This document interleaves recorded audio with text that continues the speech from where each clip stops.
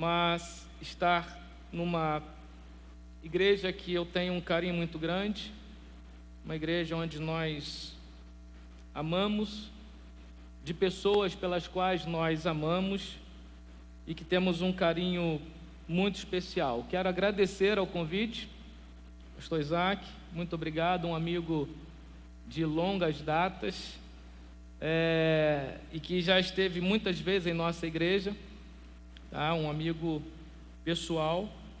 Eu agradeço a Deus por esse convite. Pastor Ciro César, um grande amigo, um grande irmão, onde nós já há alguns anos compartilhamos essa amizade, dividimos essa amizade e vivemos juntos essa comunhão e essa aliança. Pastor Ciro, muito obrigado por nos convidar, por nos permitir estar aqui nessa noite, no púlpito da sua igreja, com essa tão grande responsabilidade de trazer aqui uma palavra, e não apenas uma palavra que pesa em nós uma responsabilidade, mas de uma maneira tão intencional em falar para famílias. E eu louvo a Deus. Quero novamente, apresentar, está ali a minha esposa, a Rita, que esse ano nós vamos completar 26 anos de casados. Eu digo para ela, parabéns para você. Meu filho Davi, o que se acha mais bonito da minha casa. Minha filha Juliana e o meu genro, Renan.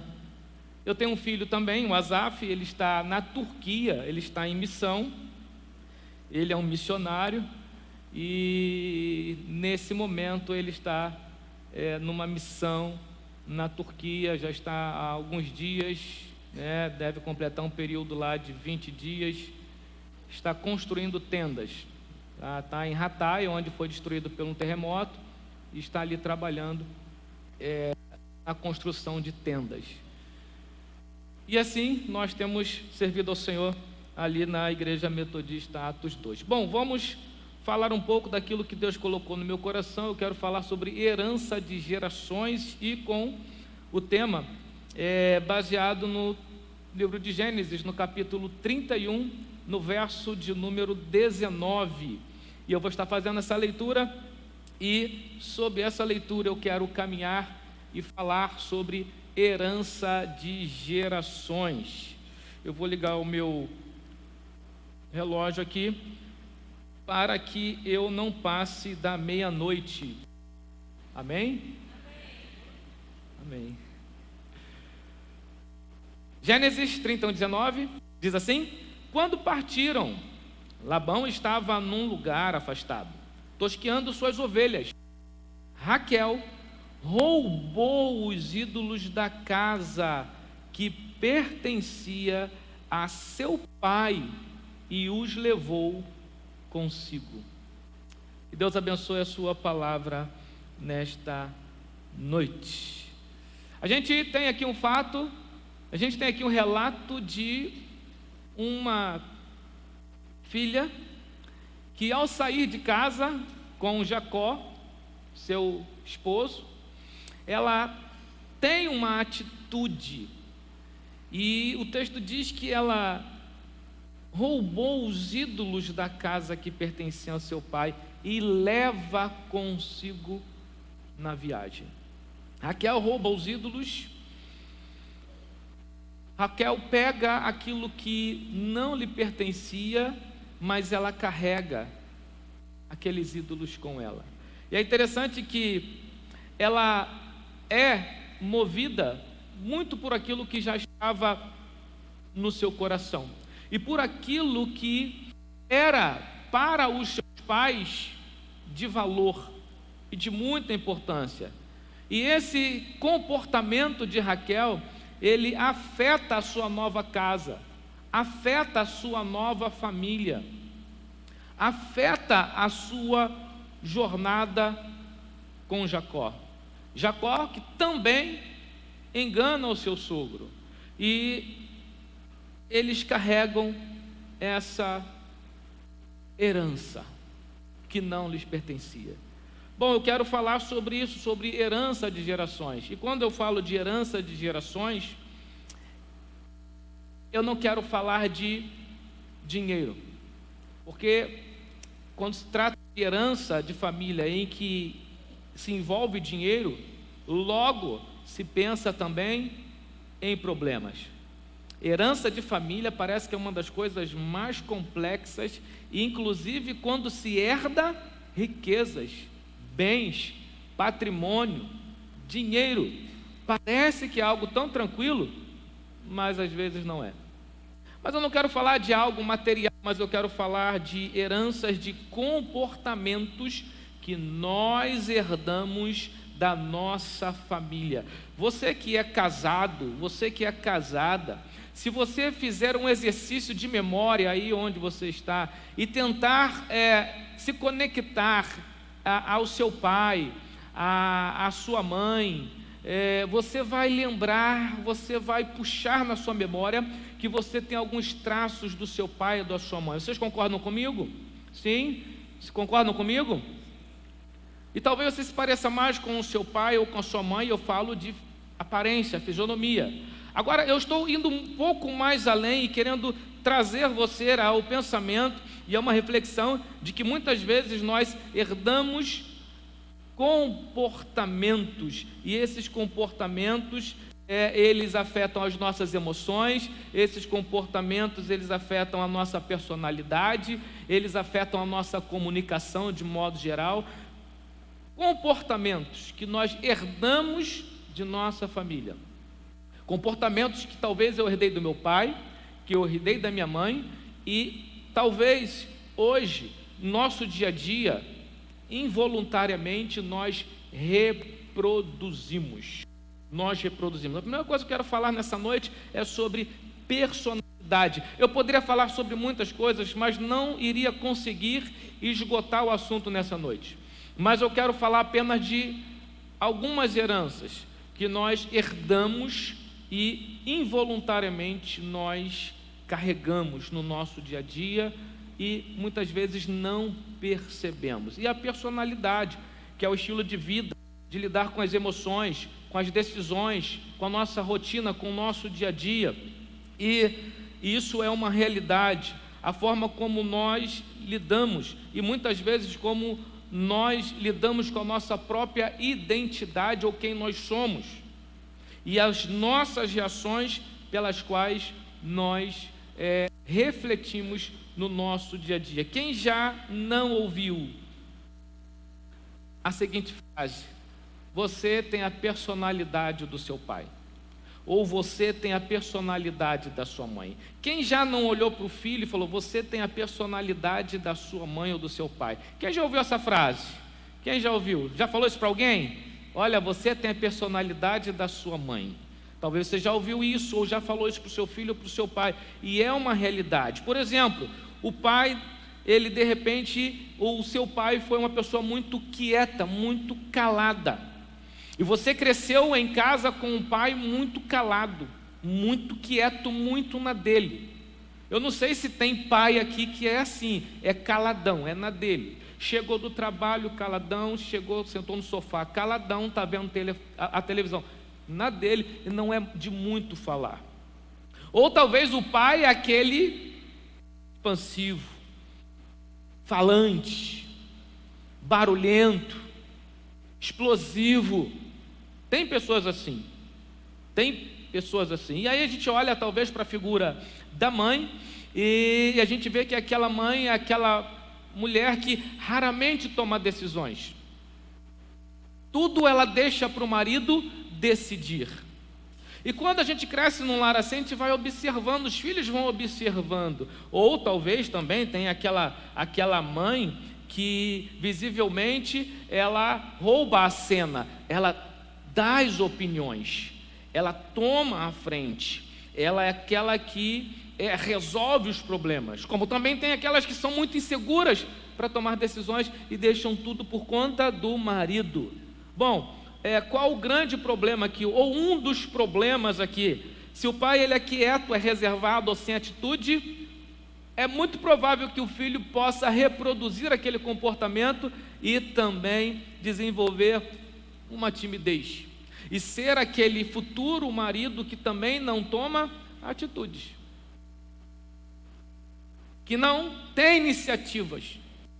E nós, pastores, vivemos muito essa realidade, que muitas vezes algumas esposas vêm falar: pastor, conversa com meu marido. Eu preguei uma mensagem mais ou menos dentro dessa área, falando sobre marido e mulher e cumplicidade em nossa igreja, e falando da importância do homem ter iniciativa, e que muitas vezes a lâmpada está queimada no banheiro e demora um ano para trocar, a fechadura está com defeito e ele não se posiciona, e alguns problemas de manutenção dentro de casa, e muitas vezes o homem não reage àquilo, e mulheres às vezes reclamando: pastor, fala com meu marido. E a gente falando sobre isso numa ministração, aquela semana virou uma semana de manutenção na casa de muitas famílias. Eu só ouvi a esposa falando: pastor, prega de novo, porque meu marido trocou a lâmpada. Pastor, prega de novo, meu marido consertou a porta. Pastor, prega de novo, meu marido consertou o chuveiro. Coisas pequenas, mas que muitos comportamentos são herdados. E a gente vai reproduzindo aquilo involuntariamente, e aí a gente pode de repente gerar isso no filho, um filho muito dependente, ou talvez um filho ou filha, talvez ansioso, ansiosa, pelo fato de viver em um relacionamento, talvez muito intenso. E aquela mãe que é dominadora, aquela esposa que é dominadora, que ela é aquela pessoa que toma as maiores decisões ou todas as decisões na sua casa. Estou falando de herança, de comportamentos. A mãe que é dominadora, a tendência é a filha também ser dominadora, no namoro, no noivado, no casamento. É preciso ter um equilíbrio, e muitas vezes não existe esse equilíbrio no relacionamento, e nós aprendemos.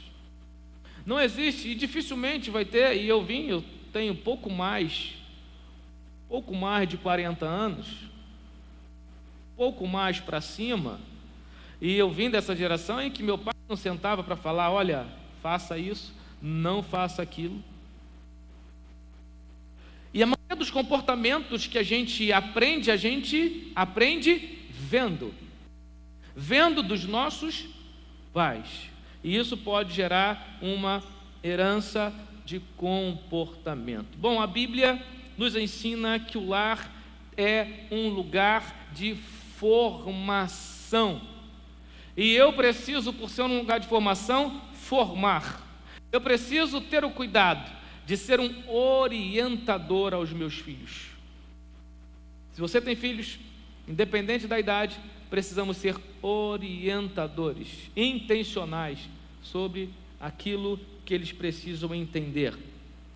Mais do que heranças biológicas, mais do que herdarmos formas de sentir, de reagir e decidir, nós precisamos trazer esses assuntos e esses temas em conversa com os nossos filhos. Por isso é fundamental que nós, principalmente pais, busquemos em Cristo essa renovação. Por mais que você diga: eu nasci num lar assim, eu aprendi assim, eu vi isso no meu lar e eu não consigo ser diferente. Em Cristo Jesus é possível buscarmos uma renovação em nosso comportamento familiar. Por mais que você tenha herdado comportamentos, que hoje esses comportamentos afetem a sua família, em Cristo nós podemos alcançar mudança. Segunda coisa que eu quero falar daquilo que nós herdamos, e de uma forma talvez involuntária, é a herança da comunicação. Os nossos filhos tendem a falar e reproduzir muito o que a gente fala. Eu conheço pessoas que quando a filha fala, parece que eu estou ouvindo a mãe, semelhança na tonalidade de voz. Mas eu não quero falar sobre semelhança em tonalidade de voz na comunicação, mas eu quero falar em heranças que se herdam na comunicação. E um ponto que eu quero destacar nessa noite é a comunicação que envolve a mentira dentro da família. A comunicação é algo que flui dentro de casa. A comunicação é algo que existe dentro de casa. A comunicação é algo fundamental dentro de uma família. E é claro, é impossível a gente não falar de família e dizer que muitas vezes esse cidadão aqui, ele rouba e tem roubado a comunicação em muitos lares. Vocês concordam comigo? Sim? Concordam ou não? Está roubando a cena em muitos lares. Olha, é por causa dele, até a televisão está ficando solitária. Você lembra? Talvez vocês não, mas do tempo em que o controle remoto da televisão era disputado? Lembra daquele tempo em que quem chegasse primeiro na sala pegava o controle remoto da televisão? Quem é dessa época aqui? Me ajudem. Não é? Controle remoto de televisão era disputado. Hoje é disputado? Não. Tem 5 pessoas na sala assistindo televisão. Quando você olha para as 5 pessoas, as 5 pessoas estão olhando para vocês estão dizendo. Mas é uma grande verdade. E a televisão hoje ela fica lá. Ela está ligada para quem? E ninguém está dando importância para ela. O controle remoto está ali, ninguém disputa o controle remoto. A comunicação ela foi perdendo espaço para o celular, mas também a boa comunicação ela foi perdendo espaço para a mentira. A mentira, ela entrou dentro de muitos lares. E se tem uma coisa que nós precisamos zelar, trabalhar, é para que a verdade esteja sempre em nossa comunicação familiar. A mentira, por menor que ela seja, é uma das forças mais destrutivas dentro de uma relação familiar.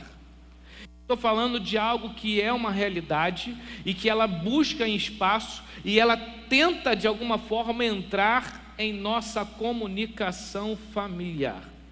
A mentira ela corrói a base fundamental de qualquer família, de qualquer lar saudável, que é a confiança. Se existe uma coisa que é fundamental dentro de uma família, se chama confiança. A confiança é fundamental na comunicação entre o marido e a esposa. A confiança é fundamental dentro de um lar. A confiança é fundamental entre pais e filhos. É importante. E o que pode roubar a confiança dentro de uma relação familiar? O que pode roubar a confiança numa relação conjugal? O que pode roubar a confiança entre pais e filhos? A mentira. Só a mentira pode roubar essa confiança na comunicação familiar. Guarde isso, quando a verdade deixa de ser um valor dentro de casa, começam a surgir brechas que com o tempo podem comprometer completamente os relacionamentos entre os cônjuges, pais e filhos.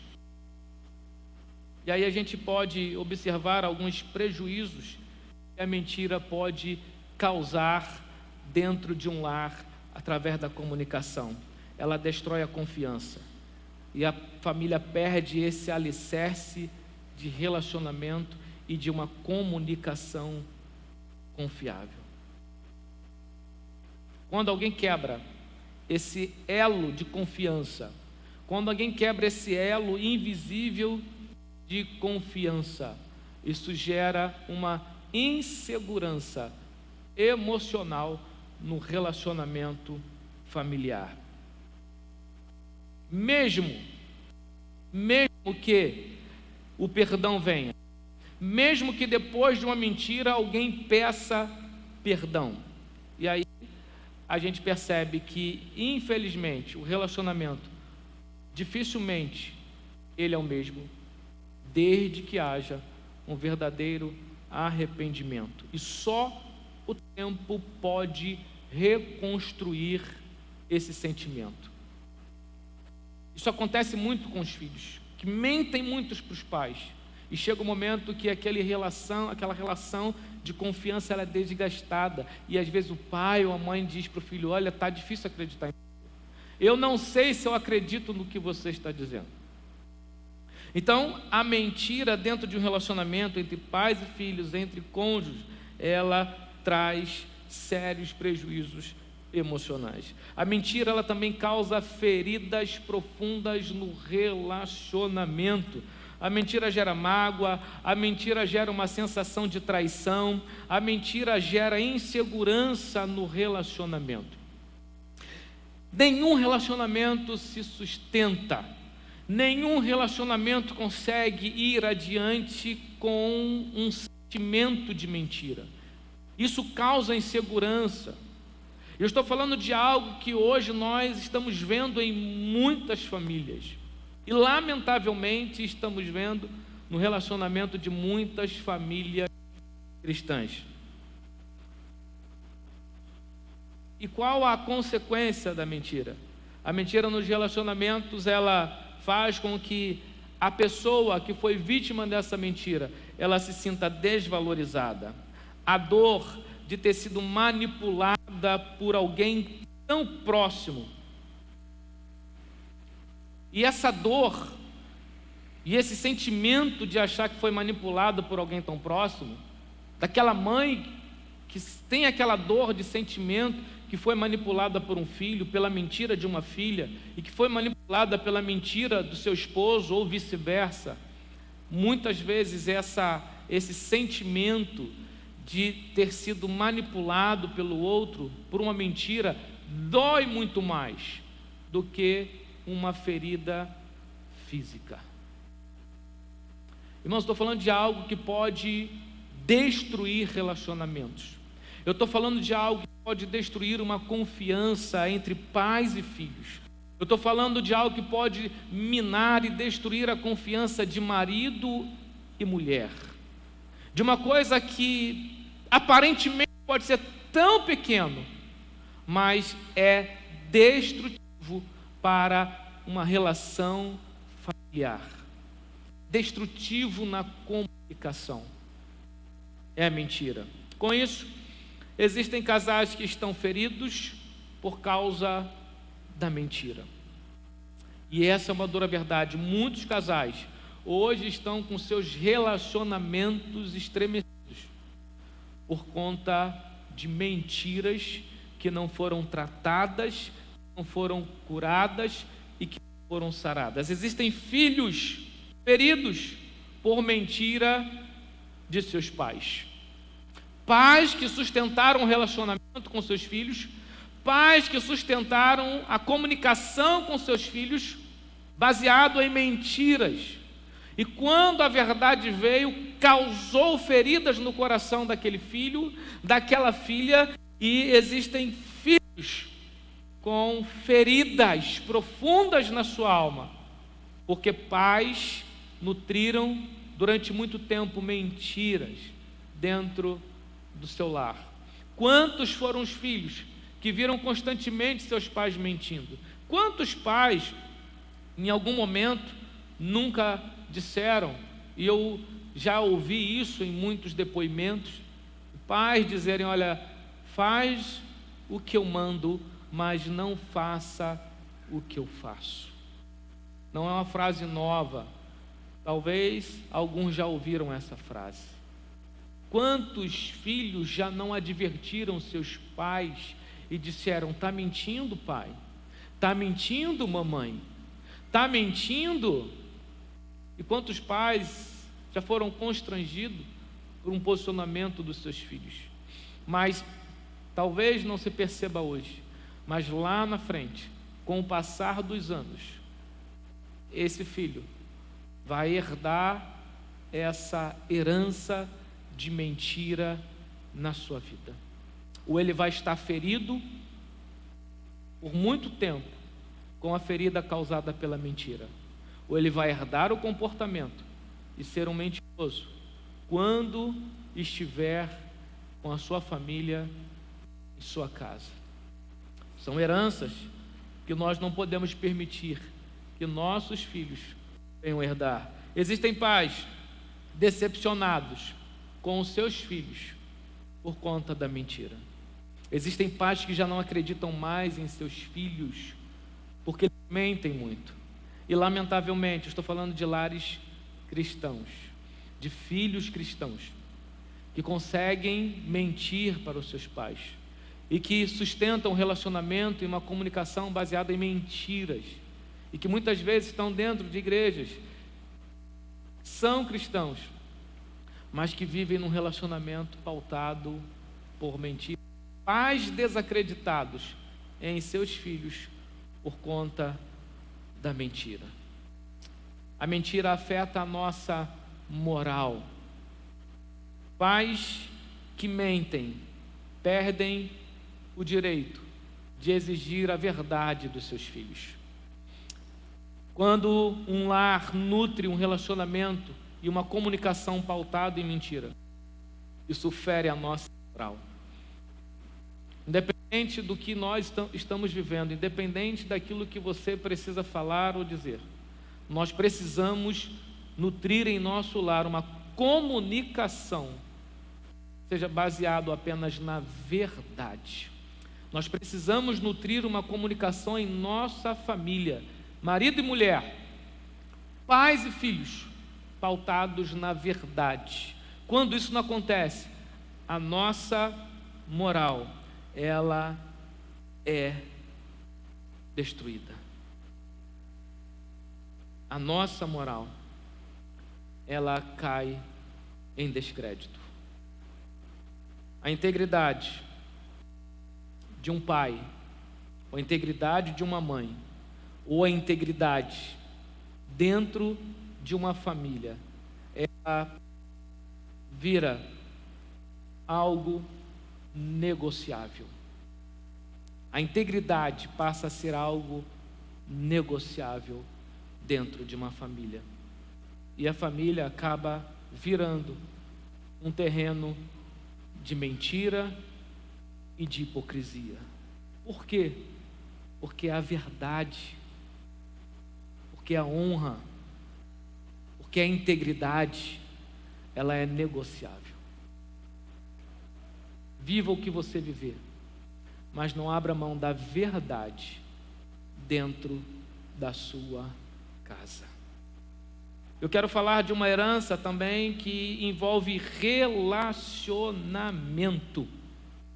E essa herança e o relacionamento também é algo diário, porque nós nos relacionamos como pessoas, como família. E em casa é o melhor lugar para se praticar o relacionamento. E o relacionamento no lar é o melhor lugar para testar as nossas emoções, os nossos limites, para testar o nosso sentimento, para testar o nosso humor. E lamentavelmente, muitos lares, as relações estão envolvendo conflitos, envolvendo brigas, envolvendo desrespeito, envolvendo também falta de diálogo, envolvendo também agressões verbais e agressões físicas. Irmãos, estou falando algo aqui que lamentavelmente é uma realidade em muitos lares. Lares conturbados, lares de relacionamentos tensos, lares de relacionamentos estremecidos, lares onde os relacionamentos estão pesados. Muitas vezes o casal discute, muitas vezes o marido discute, muitas vezes aquela discussão na frente dos filhos, aquela briga, aquele bate-boca, aquela gritaria diante dos filhos. E é uma realidade, lamentavelmente, em alguns lares. Ou talvez a gente presenciou isso em algum momento em nossa família. Talvez você veio de um lar, você casou e veio de um lar que era muita briga. Você veio de um lar onde o seu pai era alguém que estava sempre alterado, brigando. Ou você veio de um lar onde a sua mãe era aquela que brigava com tudo e com todos. E você talvez presenciou isso dentro da sua casa. E hoje você vive no seu lar, na sua família, e em alguns momentos você percebe que você está agindo da mesma maneira. Há quem diga, e eu conto um segredo para vocês, nessa questão de lares, onde marido e mulher muitas vezes se desentendem, eu certa vez ouvi de uma pessoa em que na casa dele, ele preferia ficar quieto, porque lá, quem mandava na casa dele, e eu conto esse segredo para vocês, não vou dizer o nome da pessoa, porque não é daqui, ele disse que a mulher dele era que mandava, e ele falou: pastor, deixa ela mandar para não ter briga. Mas só no lar desse camarada que a mulher dele mandava. Imagine, pastor Ciro. E eu falei para ele: rapaz, que situação difícil, mas graças a Deus aqui não tem ninguém assim, amém? Na sua casa, maridos, tem marido aqui? Tem marido? Na sua casa é você que manda.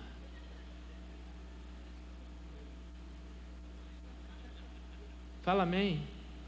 Em casa volta ao normal.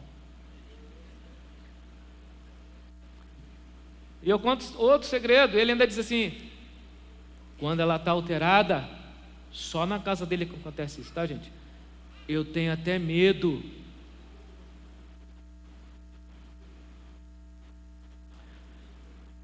Relacionamentos de briga, de discórdia, desentendimento. E ele dizia que quando a esposa estava alterada, ele preferia ficar quieto. Pastor, eu tenho até medo dela. Imagine o marido ter medo da mulher, hein? E era uma realidade. Conheci famílias que vieram de lares que era brigas todos os dias. E eu lembro que eu conversei uma vez com um certo jovem. Ele falou: olha, pastor, quando eu casar, eu vou fazer diferente, porque eu vim de um relacionamento onde o meu pai agredia a minha mãe todos os dias ele agredia minha mãe. Ele chegou a dizer para mim que muitas vezes ele teve vontade de agredir o seu pai em defesa da sua mãe. Sua mãe não lhe permitia. E ele cresceu dentro de um relacionamento de brigas. E ele viu em sua casa, ele cresceu dentro de um relacionamento de brigas. Graças a Deus, aquele jovem não herdou esse comportamento. Graças a Deus, ele teve a consciência daquilo que ele viu, presenciou, e ele não quis herdar esse comportamento. E quando ele casou, ele não está hoje em minha igreja, ele falou para mim: eu vou fazer um caminho diferente. E é interessante que a esposa dele também viveu um relacionamento conturbado em sua casa, muito semelhante ao dele. E eles escreveram uma história diferente. Eles não levaram para o seu casamento aqueles comportamentos que eles presenciaram desde a infância, a adolescência, na juventude, tudo que eles presenciaram e viram, um relacionamento pautado em violência e em briga, eles não levaram para dentro da sua casa. Lamentavelmente, muitas pessoas levam esses comportamentos para o seu casamento. Bom, relacionamento conjugal marcados por críticas na comunicação. Gente, eu quero falar de algo que infelizmente também acontece.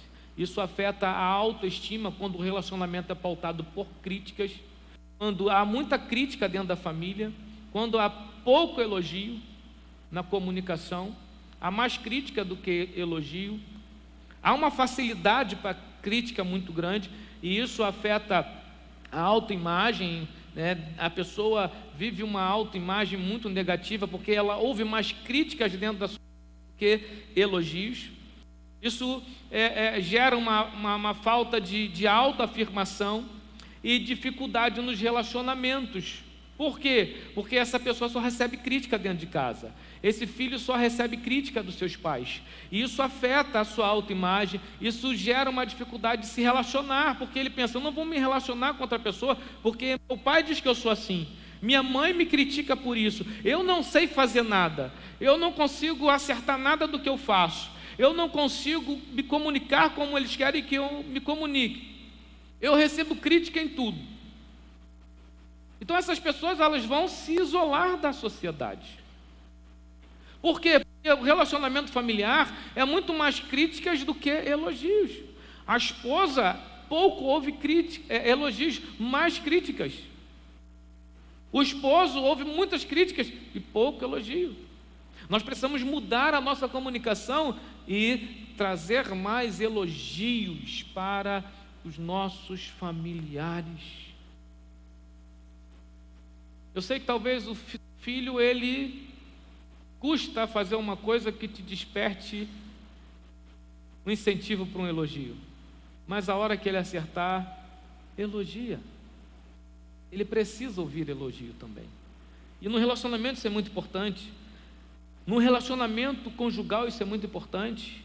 E eu quero falar algo aqui especialmente para os casais, né? Para os casais, não critique, não desminta, não desdenhe de sua esposa na frente dos seus amigos, na frente dos seus filhos, ou vice-versa.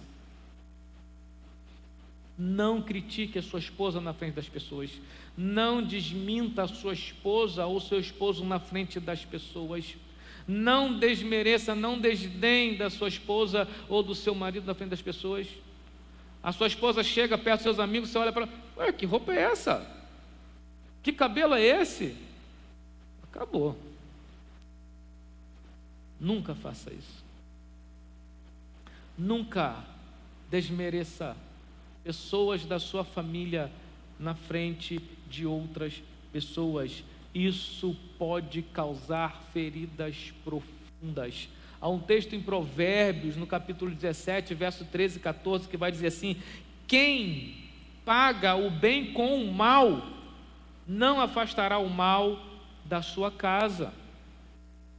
Porque talvez ele reaja assim, porque lá atrás ela agiu. E no relacionamento conjugal não existe essa de dar o troco. Vocês concordam comigo? Concordam? Ah, ele me desmentiu na frente do pessoal da igreja? Deixa. E chega em casa, ó, você me desmentiu na frente do pessoal da igreja? Olha, você riu do meu sapato na frente do pessoal da igreja? Deixa você comigo. Irmãos, já vi esposa crente assim, eu já vi em outros lugares, em outras igrejas, já vi. Deixa ele comigo, deixa você comigo. Não existe isso no relacionamento conjugal. E aí o texto vai dizer: quem paga o bem com o mal, não afastará o mal da sua casa. E o verso 14: o começo de uma briga é como a primeira rachadura de uma represa. É bom parar antes que a coisa piore. Já viu aquela esposa que olha para o marido e diz: é melhor você parar. Quem já viu o casal assim, a esposa olha para o marido: é melhor você parar. Quem já viu a mãe que olha para o filho: é melhor você parar. Quem foi filho? Quem é filho que já recebeu essa olhada da mãe? Gente, eu já recebi essa olhada da minha mãe, na minha juventude, na minha adolescência. A minha mãe olhou assim: é melhor você parar. Quando a mãe olha e fala: é melhor parar, o que vocês pensam? Tem jovem aqui? Filhos? É melhor? É melhor parar. E aí, o texto vai dizer, é melhor parar antes que a coisa piore.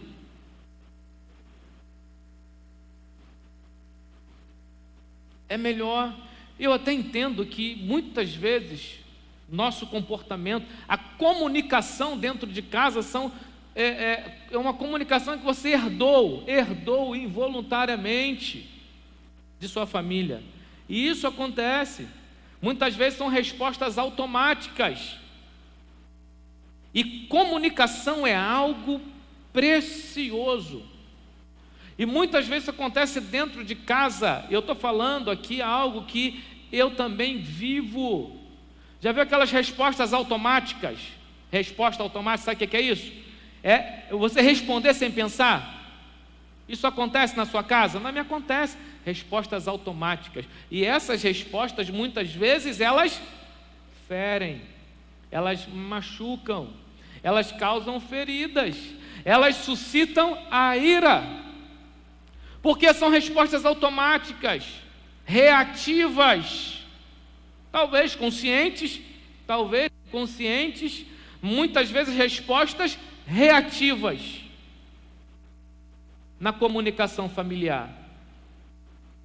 É mais ou menos aquela mãe que fala uma coisa e o filho responde à mãe. Talvez você, mãe, já passou por isso, pai já passou por isso. Você fala uma coisa para o teu filho, ele responde, e você vai, que resposta é essa? E essa resposta reativa acontece na comunicação entre marido e mulher. E você ouve, ganhou fora da minha mulher, ganhou fora do meu marido. Respostas reativas que podem suscitar ira.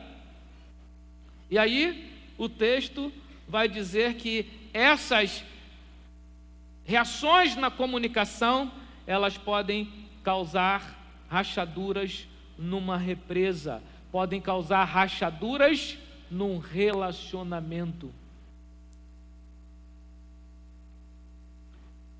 Porque você fala o que quer, responde nervoso, guarda para, na hora que alguém falhar, você descarregar o que você queria falar. E isso é como uma rachadura, e é uma rachadura no relacionamento. O texto vai dizer, é bom parar antes que piore. Eu preciso preservar meu casamento, eu preciso preservar meu relacionamento, eu preciso cuidar do meu relacionamento. Então, heranças que nós herdamos, porque nós vivemos em lares assim, viemos de lares assim, ou talvez estejamos vivendo em lares assim hoje. São heranças que nós não precisamos carregar em nossa família. São heranças que nós não precisamos. São heranças que vão fazer mal para a nossa família, vão fazer mal para o nosso relacionamento, vão fazer mal para o nosso casamento, vão fazer mal aos nossos filhos e a outras gerações. Raquel, e eu volto aqui o texto, Raquel tinha fácil acesso aos ídolos do seu pai. Talvez porque sempre estiveram ali em lugar de destaque na casa do seu pai. Talvez porque sempre estiveram ali em lugares tão visíveis. E a herança familiar é algo que muitas vezes está dentro de nós e que muitas vezes nós não percebemos. Mesmo sem perceber, repetimos padrões que herdamos dos nossos pais. Eu lembro que no início do meu casamento, que a minha esposa, ela falou para mim, você está igual ao seu pai. Só eu passei por isso. Você nunca passou por isso, da tua esposa virar para você e falar, você está igual ao meu sogro. Foi aí que eu despertei. Existem coisas boas que eu precisei herdar do meu pai, mas existem coisas que eu não precisava herdar. Mas são coisas involuntárias, comportamentos involuntários. A cultura familiar, ela vai moldar os nossos hábitos, a cultura familiar, ela vai moldar a nossa visão de mundo, e a cultura familiar, ela vai moldar os nossos relacionamentos. nós vamos herdar isso de uma forma involuntária. Talvez aquele jovem que diz assim: eu não sou igual ao meu pai, ou eu não serei igual à minha mãe. Anos depois, ele é igual ao pai. Anos depois, ele está agindo igual à mãe, ou ela está agindo igual à mãe. Porque é involuntário. E se nós não estivermos olhando para isso, nós seremos enganados pela nossa própria consciência. O que fazer? Reconhecer quem você é o início de uma grande transformação. Reconhecer quem eu sou e o que eu herdei e o que eu estou vivendo na minha casa. Quem é o Júlio? É o primeiro e é o grande começo. Eu reconhecer quem eu sou. E aí, nós temos um hábito muito mais comum de reconhecer quem o outro é. A gente tem um hábito de olhar para o outro. É muito mais fácil eu ver defeitos na minha esposa do que ver os meus defeitos. É muito mais fácil a gente ver o defeito do outro do que o nosso. Nós queremos que o outro mude, mas eu preciso mudar primeiro. Essa é a grande verdade. A gente quer que o outro venha mudar, mas nós precisamos mudar primeiro. Talvez nós precisamos mudar como marido, mudar como esposa, mudar como pai, mudar como uma mãe. Porque às vezes queremos que os nossos filhos nos aceitem como nós somos, mas talvez isso está causando feridas em nossos filhos. E a gente precisa olhar e rever o nosso comportamento, nossa maneira de lidar com os nossos filhos. E talvez nós, pais, precisamos mudar. Ou você está sendo severo demais, alivia. Ou você abriu mão de tudo e deixou seu filho à vontade, opa, toma as rédeas. É preciso que haja um equilíbrio, mas muitas vezes nós precisamos de mudar. Mudança em nós. E eu creio que ainda há tempo de fazer ajustes. Eu caminho para a conclusão. E quero dizer para você que, ainda que você tenha vindo de uma família e herdado comportamentos semelhantes a esse, que geraram tanto sofrimento, tanta dor, desrespeito, mágoas, eu creio que a história da sua família, ela pode mudar, e mudar a partir de você, mudar a partir de hoje. Talvez você veio de um relacionamento marcado por falhas, um relacionamento familiar marcado por omissões, um relacionamento familiar marcado por mentira, marcado por rejeições, e você traz esse sentimento de rejeição, porque você herdou isso da sua família, sentimento de rejeição. Talvez você herdou marcas que você trouxe de sua família, com agressões palavras, agressões físicas, mas isso não significa que você está condenado ou condenada a viver e a carregar esses padrões para a sua família, para os seus filhos e para o seu futuro.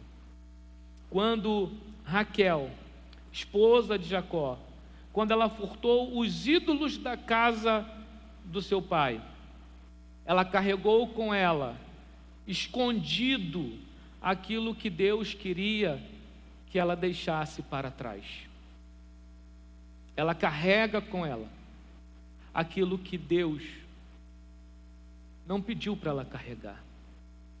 E eu tiro 3 lições, 3 verdades dessa atitude. Muitos de nós ainda mantêm em segredo práticas e mentalidades que deveriam ter sido abandonadas.